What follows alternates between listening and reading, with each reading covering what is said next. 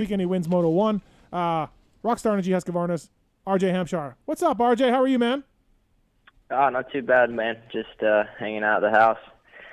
Hey, having a light day. Nice. So Chris Betts here is in studio, RJ, and he's drafted by the Tampa Bay Rays in the second round. He's a catcher. Oh yeah, and I know who he is. Oh yeah, okay. So we're gonna have you, RJ, at some point warm up and throw to him. All right. How's the skills? How are we at, RJ, with the pitching arm? If this is if it's going to be reported and there's going to be people there, I need to have a couple months, at least get it decent. Because right now it would not. Right now it wouldn't be pretty.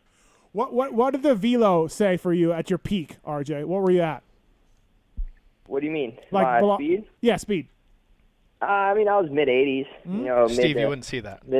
You wouldn't be able to see that. I mean, you might be able to for one pitch, but then it's going to be hurting after that. No. Like Steve, wouldn't be able to see that ball. He's saying I wouldn't be able to hit you at mid-80s, like no chance.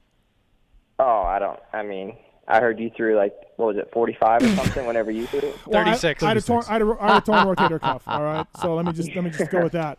The guy just has 3 months out of ACL surgery. You can't use that as an excuse. We're talking about his arm, not his knee, Betts. You throw with your legs, bro. Okay, all right. You still have to plant. Yes, sir. Oh, okay. So now you two are baseball buddies? Bro, it's just common knowledge. Okay, all right. So, yeah, we're going to what we want to do, RJ, is I think I can steal second on Betts. and my thinking is that whoever's pitching to him won't be able to get it fast enough, in time for him to get out of the crouch and gun me down at second. So, that's what we're thinking. We need Pookie to just throw him like a rainbow softball, and then I can steal second. Oh, man, I don't know about that one. I think you're still cooked. Second base is further than a Supercross triple. Like, that's a long way to go. It is, yeah. How far is it? 90 feet. Is it 90 feet also? From base to base?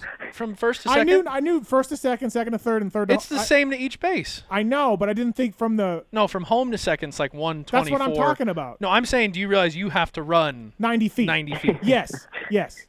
Okay. But you were trying... Yeah, so it's 124 feet to second base? Something like that. Okay.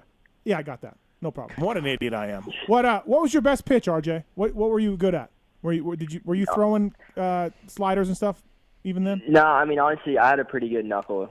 Let's go. Yeah. Bring it. Yeah, Steve thinks he can hit one. Yeah, I think I can also hit a knuckleball, RJ. Jesus Christ. I mean, I could take care of a knuckleball still. I don't have to throw that one too fast. Oh, maybe we'll bring a bat and a You're ball so to a round. You're here. so fucked, Steve. Dude, a knuckleball, it's barely, it's coming right at you. I don't want to start this like a baseball show, but do you actually hold the ball with your knuckles when you throw it? No, your I just nails. want to hit a motocross stuff. The nails. Nails. Okay. Yeah. All right, let's talk some motocross, shall we? RJ, nice work, man. You got to be stoked with your start of your season. I didn't even realize your bike blew up. Like, I saw you come through the pack.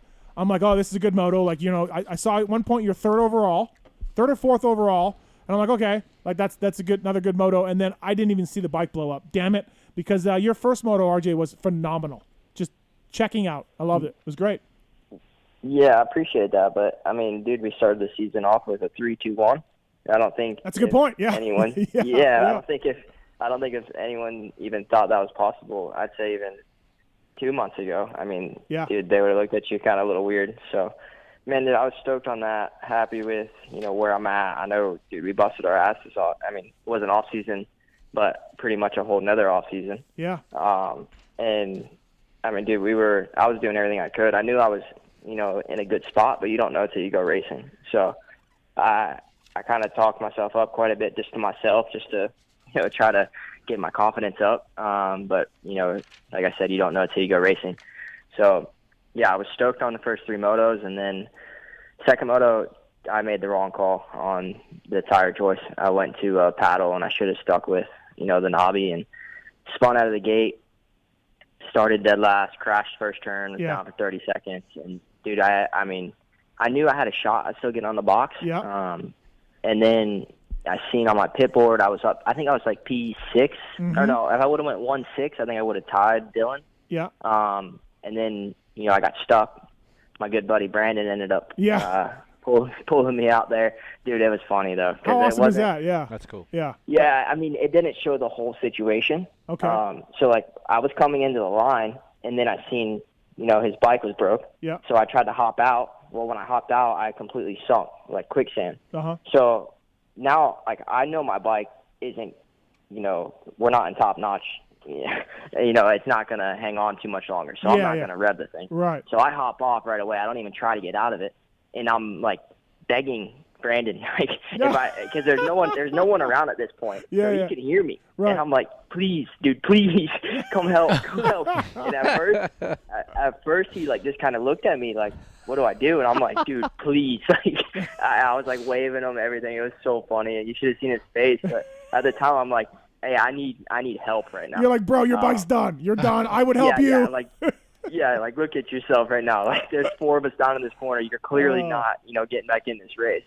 But anyways, so I got back going, and dude, the whole moto, we had some water, issues with our electrical stuff. I'm sure. So, my bike was like, I couldn't save my engine, because if I were to get off the throttle too much, it would have stalled. Okay. So I kind of had to, like, stay on the gas to keep my RPMs up, to keep the bike from not stalling. Uh-huh. And I mean, sure enough, it ended up going. We did a lap and a half to go. And I was still, like, at that point, I was in 7th. I seen 6th. Like, dude, I had a shot at still winning the overall. I think if I would have went, like, 1-5 or something like that. I mean, anyways, we would have went out of that weekend with losing maybe a point or 2. But, instead we dug ourselves a little bit, in a deeper hole. But, like I said, can't be too bummed. I'm stoked on the way this has started. Yeah, absolutely. No, it's been a fantastic start. I mean, coming in, were you stressing about the knee? Were you worried about it? Like, where are we at with strength and mobility and everything with the knee right now? Dude, I was running. I mean, this just gives you a point where I was at mentally coming out of, surgery. We started therapy, right away. I was running, I think, 2 weeks after ACL surgery. That's insane. So, that seems crazy. Yeah. And it wasn't, if you ask anyone, it's not smart. And, I mean, I'd probably agree with you. But at the time, it's not, like, look, it hurts like hell. Yeah. But that's the fastest way you can get your muscles around that ACL, to strengthen. Really? And, I just did my own, like, kind of research on it. And, as long as you are running flat, you're not going to affect the ACL. So that's just where I kept, drilling that into my head is, look, I'm not going to destroy it as long as I don't pivot the wrong way or something like that. So just stay running on flat surface. And I truly think that's kind of what did it. It was, running. I was running a bunch. At first, I'd start a little bit, run, then walk, and then run, then walk. And, dude, it hurt bad. I'm not going to lie. But, damn. It just got better and better. And, dude, I hit my knee so many times leading up to round 1. I kind of was like, all right, whatever, this is a normal, normal knee, if not better. And then I don't know if you watched the first moto this weekend or not, but I don't think my legs were on the pegs much the entire time. So if that gives you an idea where I'm at with my knee, I mean, we kind of don't even really think of it much anymore. First weekend it was sore after that moto, but my whole body was sore. So and this that's round 1. This is 5 months, 4.5. I know, 4.5. 4.5. Right at 4.5. Right. Yeah, because July 18th would have been 3.5 or something like that. I knew that was a little close. I was confident I could make it, but maybe not at this kind of level I'm at now. Right. Was this a patella or is this a cadaver? Patella. Oh, so wow. they cut my patella out, used that, and then my meniscus, both sides, were destroyed. So they ended up cutting both sides of those out also because, it was past repair at that point. Bets if a baseball guy tears an ACL, he's not coming whole back. year. He's out a year. Did you run on an underwater treadmill or just a regular, like, running? Nothing, dude, just straight running. So here's the deal. I didn't use nothing that, a random guy off the side of the road could have done. I mean, dude, we did it all natural, Bosu ball, bands, running. Dude, the main thing is running for me, I would say, because I don't understand how I even made it possible. But I was riding my dirt bike at 10 weeks and feeling pretty dang good about it. Dude. So, Jesus. yeah. Can we give a shout out to your doctor or what's up? Exactly, dude. It was unreal. I kind of took a risk at using him at the point because I had no idea even really about him. But, no one in Florida could do my surgery because of COVID at that time. So I ended up finding this guy just through someone else getting their ACL done at the time. And he's like, yeah, I just got it done Friday. And I'm like, are you kidding me? Like, let me get this guy's number. Let me see what I can do. And sure enough, talked to the guy. He was with Vanderbilt up there in Tennessee. And Jeez. I talked to him on Saturday, got the surgery done Tuesday. Jesus. So it wasn't much of a, planning. I mean, Mathis, I think you kind of know about that whole deal. Yeah, a little bit. What's the deal? Something Well, we can talk about or what? No, just, Supercross was going on. Right. And it stopped, and then they said Supercross was going to pick up in the fall. And RJ was like, okay, I'm going to get my knee fixed and come back for the end of Supercross, third in the points or whatever it was. And then the guys at Feld are like, hey, we're having a Supercross series. You're like, oh, shit. And RJ's like, oh, shit. And, that kind of sucked. But, I mean, honestly, RJ, like, it might work out for the better for you, right? Like this, you're fresh into this series, and, I mean, yeah, it might work out better for you. I mean, I kind of told myself all along there was a bigger plan. And I've been better at motocross than what I have been at Supercross. I mean, it's kind of been clear. And I truly don't really think we made the right decision until we go out to 2021 and see how I am Supercross again. Right. Because I feel like we were gonna be good outdoors this year no matter what, even with before my knee. So I can't really say until I'm battling for a championship again in 2021. But like, yeah, I'm fresh. My knee's way better now than what it was during Supercross. And heck, we're battling for a lot farther up than where we have been before on outdoors. So, I mean, I'd say right now we made a good call. I don't know if I asked you this publicly or not, but okay, so you decide to get the surgery done because of all the stuff we're hearing about Supercross.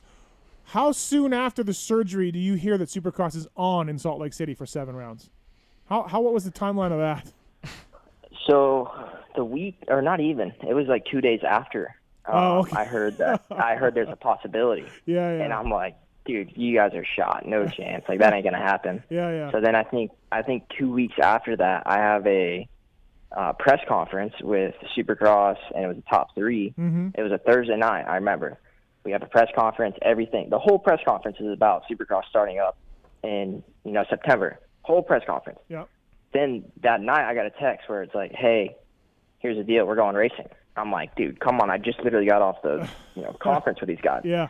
Dude, sure enough, Friday morning, press conference goes out, going racing. I was like, dude, you're telling me we just did this whole interview about me getting my knee done to be ready for it, and now you're telling me we're going racing? Yeah. Like, dude, what is going on? And at this point, I'm racing online, or I'm racing a video game getting smoked just to try to get, dude, I got lapped like 3 times, and we're going racing in 2 weeks, though. I was like, oh my gosh, you guys kidding me? I know, right? Vertex Pistons bringing you RJ Hampshire on the show. Sales at pivotalworks.com to save with the folks at Vertex. It's been a good start. What was it like going back to the ranch for you, RJ? What was that like? Was it weird or was it normal or? Dude, honestly, it was cool. I mean, like, my amateur career was nothing special. I actually looked at my results. My only other podium besides my last year there was back in 2002 on a PW50. So it wasn't like whenever we were going to Loretta's, I wasn't going there to, take this serious or I'm going to try to win a championship. Like, it was like, all right, we're going to go there, have fun, be on vacation. So until my last year there, I mean, it was kind of like, it was a vacation really for my family. Yeah. So different vibes, but dude, I mean, I'm stoked. I was honestly hoping I was going to ride well there just since my last time there. But the track was gnarly. I mean, the ruts and stuff. It was, I don't think we've ever really, I've never had a race anything like this last weekend. But even round 1, I mean, it was a tough track. And for the most part, dude, I feel like it was pretty good for, racing and had a lot of good line choices and good passing spots. It has not looked fun.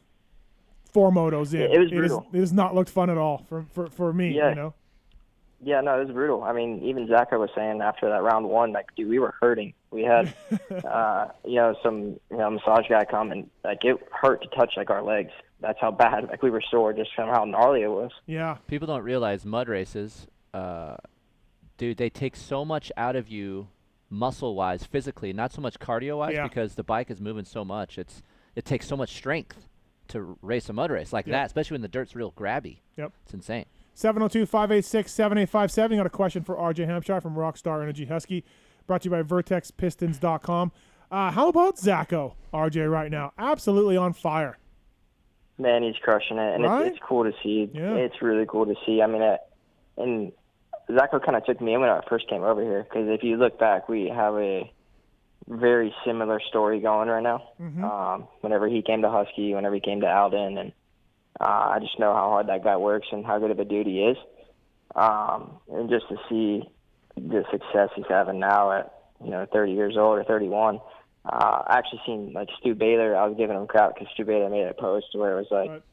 Benjamin Button, you're supposed to hit your prime 6 years ago or something.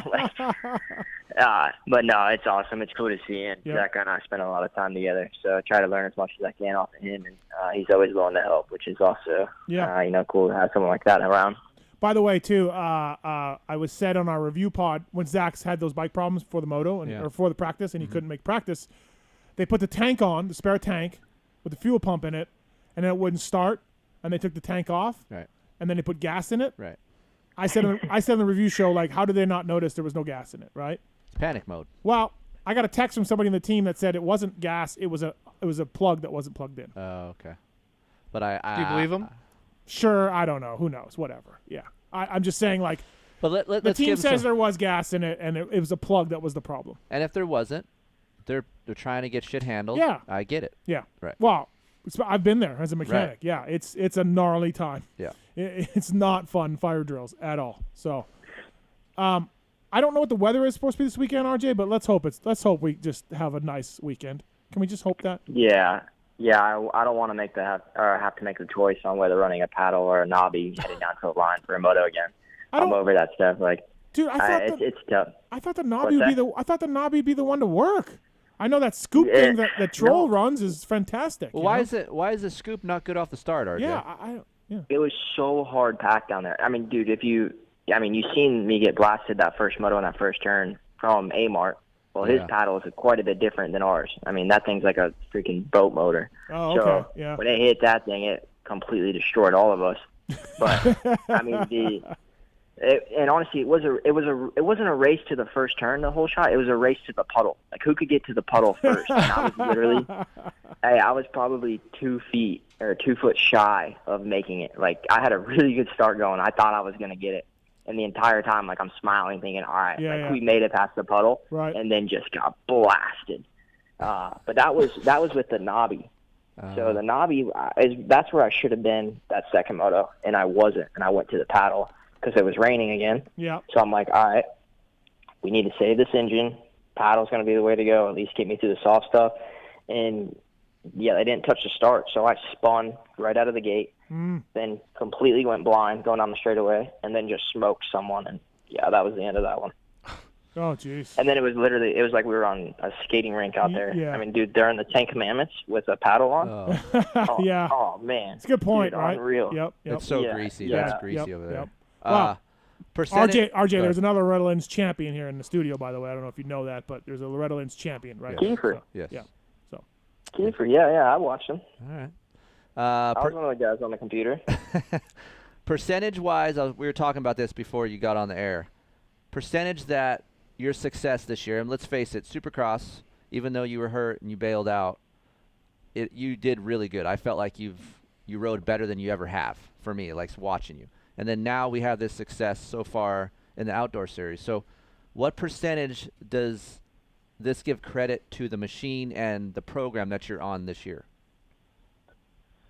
Oh man, the harder you work, the luckier you get, and that's kind of what I feel like right now. Because I worked as hard as what I knew leading up to this. Yeah. And you don't know until you see that next level, and it's gnarly. Like, dude, we work hard here, and just having like a base, knowing that this bike is kind of the real deal, and we have support from Austria, and I mean, it's huge. Like, I'm not going to the track looking to test something that I know is going to be completely in left field. Like, I've when I show up, I throw something on my bike, a set of forks, set of, shock or whatever. I know it's going to be good, or I know it's going to be close to what I want. And I felt like where I was before, we wasted a lot of time, looking for something in the ballpark. Right. And then, same with this team over in Austria, the GP team and stuff, like what they send is already pretty dang good. So, I know I'm on a good motor. And, so just to answer your question, I'd say a 50-50. I mean, better mentally. I'd say my mental side's 50, and then, just putting it in this place where, I have the best trainer that there is right now, and it's proven. And then I'm on a bike that's proven. So that adds to my mental side. But you never know. I mean, we're still not leading the championship right now, which is where I would want to be. But heck, like you said, we're way above where we were. Yeah. It's been fantastic, and that's one of the reasons I stepped up for Supercross. Which, by the way, you still wore a Pulp MX helmet for practice last week.